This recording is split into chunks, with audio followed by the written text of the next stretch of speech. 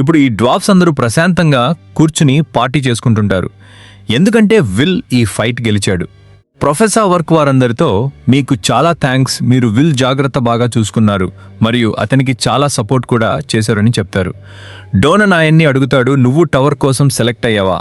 కానీ కాలెట్ వారితో అలాంటిదేం జరగలేదు, ఎందుకంటే మనం ఏ టోర్నమెంట్ గెలవలేదు, మనం కేవలం జూలియస్ను మాత్రమే ఓడించము అని చెప్తుంది.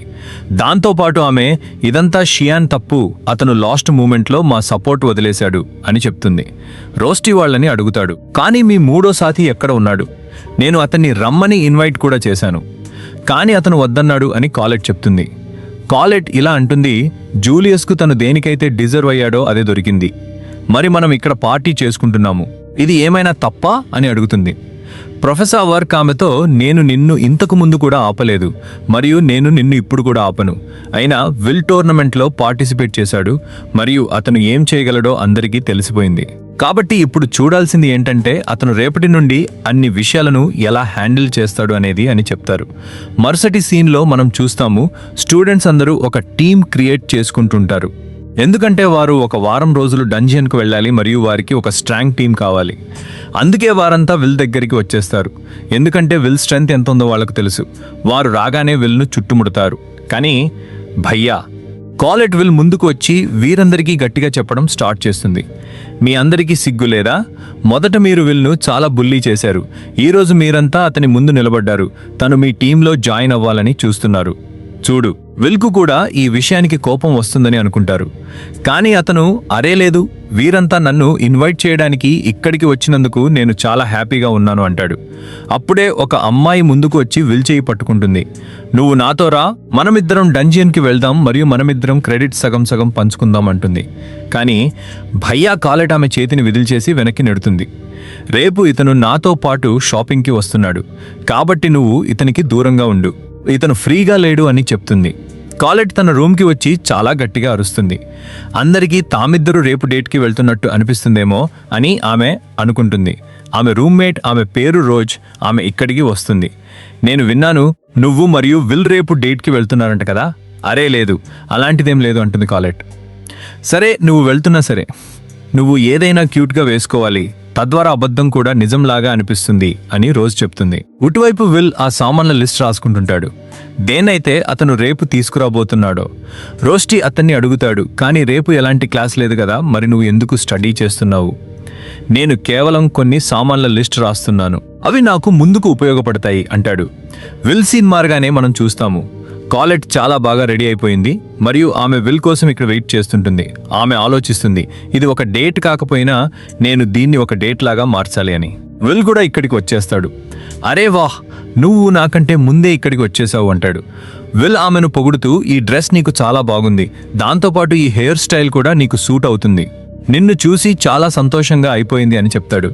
అచ్చా నిజంగానా, నువ్వు ఏం మాట్లాడుతున్నావు? థ్యాంక్స్ అని కాలెట్ సిగ్గుపడుతుంది.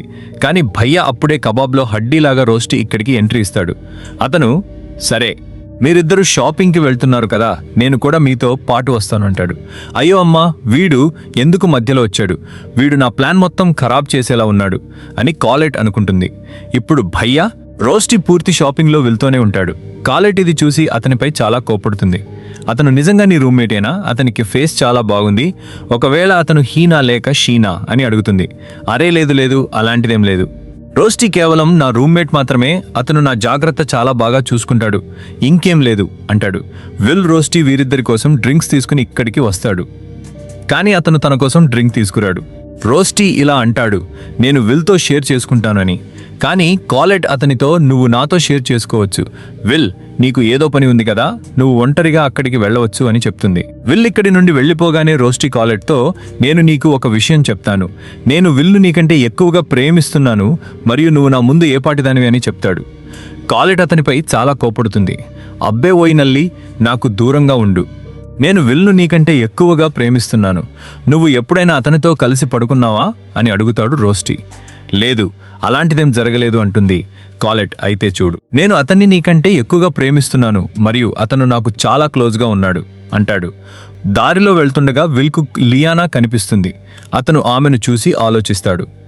ఈమె ఎగ్దమ పర్ఫెక్ట్ మరియు ఈమె దగ్గర క్రెడిట్స్ కూడా చాలా ఉన్నాయి. ఈమె ఎప్పుడూ తన రికార్డునే బ్రేక్ చేస్తుంది. కానీ నేను ఈమెకు చాలా అపోజిట్. ఆ తర్వాత ఆమె విల్ను తీసుకుని ఒక కాఫీ షాప్కి వస్తుంది. అక్కడ షియాన్ మరియు జూలియస్ కూడా కూర్చుని ఉంటారు. ఆమె వారితో, మన ఈ అకాడమీ యొక్క లాస్ట్ ఇయర్ దగ్గరకు వచ్చేసింది, కాబట్టి మనమందరం కలిసి ఒక టీం క్రియేట్ చేయాలని నేను కోరుకుంటున్నాను అని చెప్తుంది.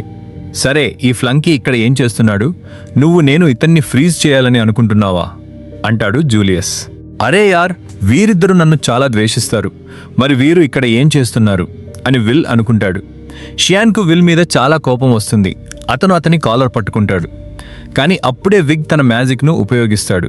అది ఒక ఇల్యూషన్ మ్యాజిక్. విల్ ఇది చూసి షాక్ అవుతాడు. ఇలాంటి మ్యాజిక్ కేవలం ఒక హెల్ప్ చేయగలదు అనుకుంటాడు. సరే, ఒక పని చేద్దాం, మొదట లియానా నుండి తెలుసుకుందాం ఆమె ఇదంతా ఎందుకు చేస్తుందో అంటాడు విగ్. లియానా వారందరికీ ఎక్స్ప్లెయిన్ చేస్తుంది. ఆల్ స్టూడెంట్ ప్రాక్టీస్ స్టార్ట్ అయిపోయింది, కాబట్టి మన దగ్గర ఒక స్ట్రాంగ్ టీం ఉండాలని నేను కోరుకుంటున్నాను. మరియు విల్ దగ్గర ఏదో ఒకటి ఉంది, అది మనలో ఎవరి దగ్గర లేదు. ఈ విషయం డంజియన్లో మనకు చాలా ఉపయోగపడుతుంది అని చెప్తుంది. జూలియస్ మరియు షియాన్ ఆమెతో టీం క్రియేట్ చేయడానికి నిరాకరిస్తారు. కానీ విగ్ ఇలా అంటాడు, నాకైతే అనిపిస్తోంది ఇతను నిన్ను ఓడించాడు, అందుకే నువ్వు ఇతనిపై జెలస్గా ఉన్నావు. అయినా ఇతని దగ్గర ఏదో ఒక స్ట్రెంగ్త్ ఉంది, దానితోనే ఇతను తన స్వోర్డ్తో నీ వాణ్ణు కూడా ఓడించాడు, కాబట్టి నువ్వు ఇతన్ని బలహీనంగా అనుకోకూడదు లియానా వీరందరితో చెప్తుంది. ఆమెకు వీరందరి సపోర్ట్ కావాలి, తద్వారా ఆమె టవర్ ఇంకా పైకి వెళ్ళగలదు. విల్ ఆమెను అడుగుతాడు, నిన్ను ఏ ఫ్యాక్షన్ కూడా సెలెక్ట్ చేసుకోలేదా? లేదు, అలాంటిదేం లేదు, నన్ను థండర్ ఫ్యాక్షన్ సెలెక్ట్ చేసుకుంది, కాబట్టి నీ దగ్గర ఒక మంచి ఆపర్చునిటీ ఉంది. నువ్వు ముందుకు వెళ్ళిన తర్వాత ప్రశాంతంగా టవర్ పైకి వెళ్ళవచ్చు అంటుంది లియానా. నా కల కేవలం టవర్ పైకి వెళ్ళడం మాత్రమే కాదు, నేను ఒక మ్యాజియా వెండర్ అవ్వాలి. ఈ విషయం నా కలను పూర్తి చేస్తే నేను ఇది చేయడానికి రెడీగా ఉన్నాను. మీ అందరి కల కూడా ఇదేనని నాకు తెలుసు, మీరు మ్యాజియా వెండర్ అవ్వాలని అనుకుంటున్నారు. విగ్ కూడా ఈ విషయానికి అంగీకరిస్తాడు. అతను, నాకైతే అనిపిస్తుంది ఈ టీం చాలా మంచి రిజల్ట్స్ ఇవ్వబోతోంది, కాబట్టి నేను దీనికి రెడీ అని చెప్తాడు. మిగతా వీరిద్దరూ కూడా దీనికి ఒప్పుకుంటారు. ఇటువైపు ప్రొఫెసర్ వర్క్ అందరికీ ఇలా చెప్తుంటారు, ఆల్ స్టూడెంట్ ప్రాక్టీస్ 10 రోజుల్లో స్టార్ట్ కాబోతోంది. ఇందులో 7 నుండి 10 వరకు ఏ ఫ్లోర్స్ అయితే ఇప్పటి వరకు ఓపెన్ కాబోతున్నాయి. దాంతోపాటు ఆయన స్టూడెంట్ ప్రాక్టీస్ అనేది ఇలాంటి ఆపర్చునిటీ, ఇందులో పిల్లలు 1000 కంటే ఎక్కువ క్రెడిట్స్ సాధించవచ్చు. మీరు అందరూ ఫ్లోర్ కీపర్స్ను ఓడిస్తే మీకు చాలా క్రెడిట్స్ దక్కుతాయి. ఎవరి దగ్గర అయితే క్రెడిట్స్ ముందే చాలా తక్కువ ఉన్నాయో వారు దీనితో తమ ఛాన్సెస్ చాలా పెంచుకోవచ్చు. ఇది వారికి ఒక మంచి అవకాశం అని చెప్తారు. ప్రొఫెసర్ ఎడ్వర్డ్ వీరందరినీ హెచ్చరిస్తూ, అక్కడికి వెళ్ళడం అస్సలు ఈజీ కాదు, ఎందుకంటే మాన్స్టర్స్ మిమ్మల్ని తినేయవచ్చు. పోయిన సంవత్సరం కూడా ఇలాగే జరిగింది, 4 స్టూడెంట్స్ చనిపోయారు, అందుకే ప్రొఫెసర్స్ కూడా అక్కడే ఉంటారు, అంటే ఆ డంజియన్లో అని చెప్తారు. ఇప్పుడు వీరంతా డంజియన్లోకి వచ్చేస్తారు. అక్కడ అకాడమీ 6th ఫ్లోర్ మీద తన బేస్ క్యాంప్ను ఎస్టాబ్లిష్ చేసింది. చాలా మ్యాజికల్ ఎక్విప్మెంట్స్ చేశావు, అవి నాకు చాలా ఉపయోగపడతాయి, థ్యాంక్స్ రోస్టీ అంటాడు విల్. ప్రొఫెసర్ ఎడ్వర్డ్ వీరందరినీ ముందే హెచ్చరిస్తారు, మీకు ఒకవేళ అనిపిస్తే మీరు ఇది చేయలేరని, మేము ప్రతి ఫ్లోర్ మీద బేస్ క్యాంప్స్ చేశాము, కాబట్టి మీరు ఆ బేస్ క్యాంప్లోకి రావచ్చని చెప్తారు.